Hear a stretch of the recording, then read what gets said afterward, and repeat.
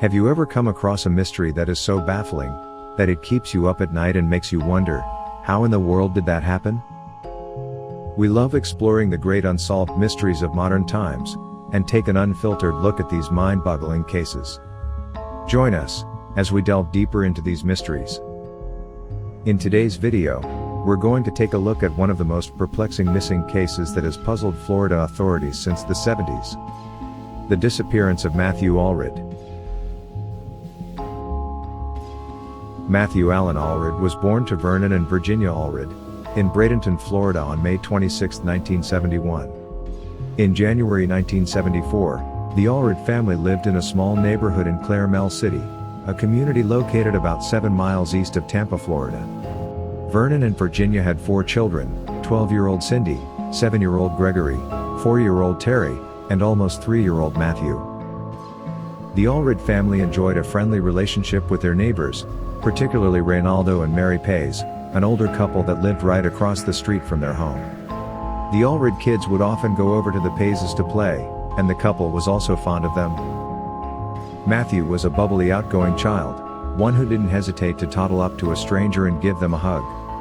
He loved playing with his toys and loved to wear his brown suede cowboy boots that his father had bought for him recently.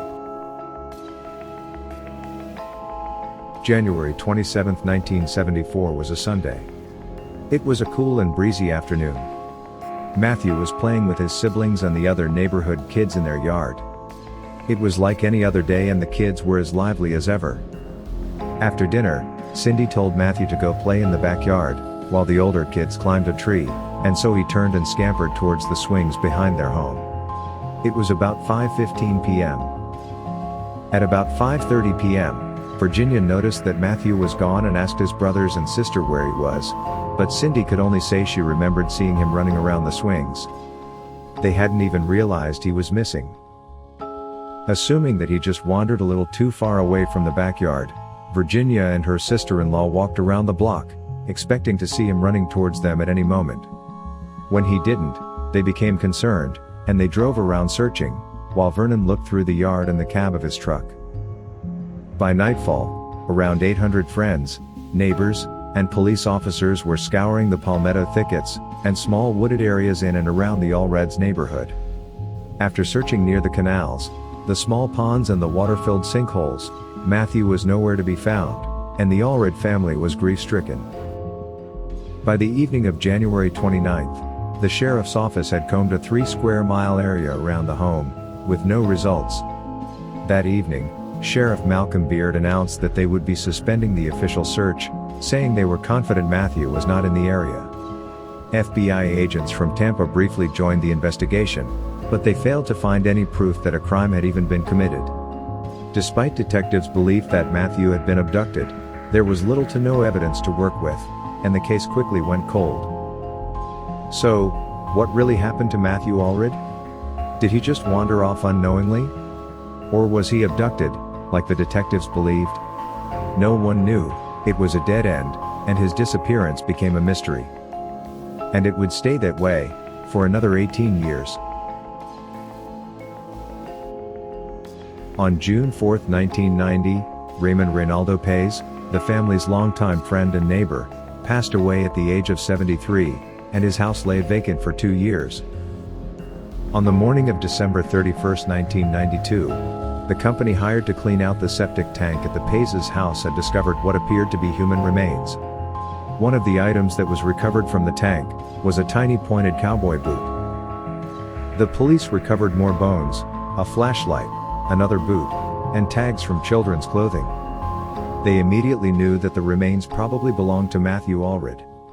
The tank was buried underground, and both inlets had been covered with a lid and sealed with concrete, making it impossible for a small child to accidentally fall in. They found that someone had broken the concrete seal of the second inlet, and subsequently covered it with dirt and glass, but they could not say for sure when it was broken, or whether the perpetrator had placed Matthew's body through that opening. Although authorities were unable to test the bones for DNA, Vernon was able to recognize the child-sized boots, and they confirmed that it was Matthew's bones.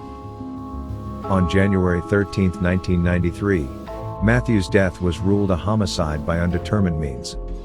The Hillsborough County Sheriff's Office concluded that he was killed and then put in the tank afterward. So what really happened to Matthew on that fateful day in 1974? Did his elderly neighbor really kill the child and get away with his murder? In 1974, Reinaldo was a 57-year-old retiree who was born and raised in the Tampa Bay area. He lived with his wife Mary.